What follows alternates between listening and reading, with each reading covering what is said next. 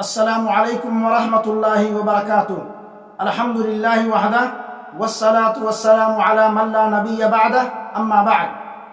معزز سامعین کرام و ناظرین اعظام، آج کی اس نشست میں سحری کی فضیلت لے کر کے حاضر ہوا ہوں۔ اللہ کے رسول صلی اللہ علیہ وسلم نے ارشاد فرمایا، تسحروا فإن فی السحور برکۃ، سحری کرو، سحری میں برکت ہے۔ اور حضرت عبداللہ بن حارث رضی اللہ عنہ نے نبی کریم صلی اللہ علیہ وسلم کے اصحاب میں سے کسی ایک صحابی سے روایت کیا ہے کہ میں نبی کریم صلی اللہ علیہ وسلم کے ہاں اس حال میں گیا کہ آپ صلی اللہ علیہ وسلم سحری کر رہے تھے۔ چنانچہ آپ صلی اللہ علیہ وسلم نے ارشاد فرمایا کہ سحری برکت کی چیز ہے جسے اللہ تعالیٰ نے تمہیں عنایت فرمایا ہے، لہذا اسے تم مت چھوڑو۔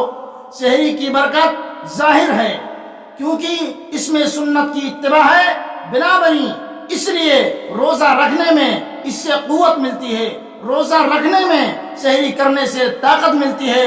اور روزے دار کے لیے جہاں یہ بات باعث نشاط و رغبت ہے، وہیں تکلیف و مشقت میں کمی کا باعث بھی ہے، اس لیے اہل کتاب کی مخالفت بھی ہے۔ اس میں سحری کرنے میں اہل کتاب کی مخالفت بھی ہے کیونکہ وہ لوگ سحری نہیں کرتے، اور اسی وجہ سے نبی کریم صلی اللہ علیہ وسلم نے سحری کو مبارک کھانا قرار دیا ہے۔ بلکہ آئیے میں آپ کو 2 قدم اور آگے لے کے چلتا ہوں۔ اللہ تعالیٰ اور اس کے فرشتے سحری کرنے والوں پر درود بھیجتے ہیں، اس قدر فضیلت ہے۔ سحری ایک عظیم برکت ہے، یہ اللہ تعالیٰ کی سحری کرنے والوں کی مغفرت فرماتا ہے۔ اللہ رب العالمین جو سحری کرتا ہے اس کی مغفرت فرماتا ہے اور ان پر اپنی رحمت کا نزول فرماتا ہے۔ اللہ تعالیٰ کے فرشتے ان کے لیے مغفرت کی دعائیں کرتے ہیں اور معافی کی درخواست کرتے ہیں تاکہ یہ لوگ اس ماہ مبارک میں، اس ماہ قرآن میں گناہوں سے پاک اور جہنم سے آزاد ہو جائیں۔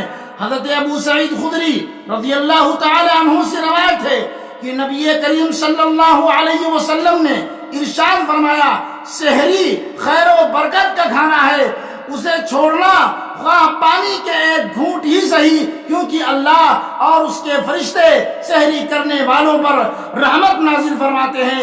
اس قدر جو ہے سحری کی فضیلت ہے، لہذا کسی مسلمان کے لیے یہ مناسب نہیں کہ رب رحیم اس اجر عظیم اور ثواب کثیر سے اپنے آپ کو محروم رکھے۔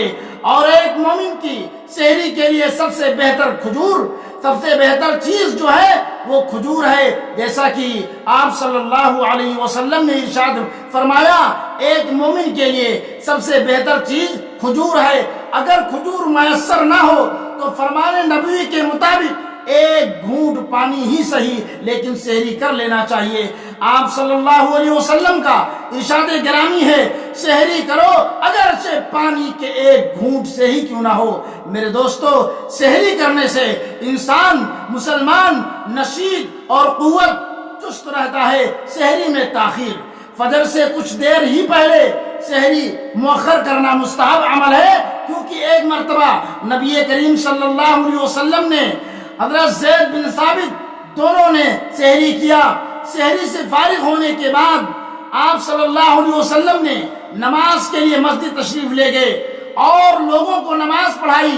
ان دونوں کو سحری سے فارغ ہونے اور نماز شروع کرنے کے درمیان اتنی دیر کا فرق تھا جتنی دیر میں ایک آدمی قرآن کریم کی 50 آیت پڑھ سکے، اتنا فاصلہ تھا۔ لہذا میرے دوستو اور بھائیوں، ہمیں سحری کرنی چاہیے۔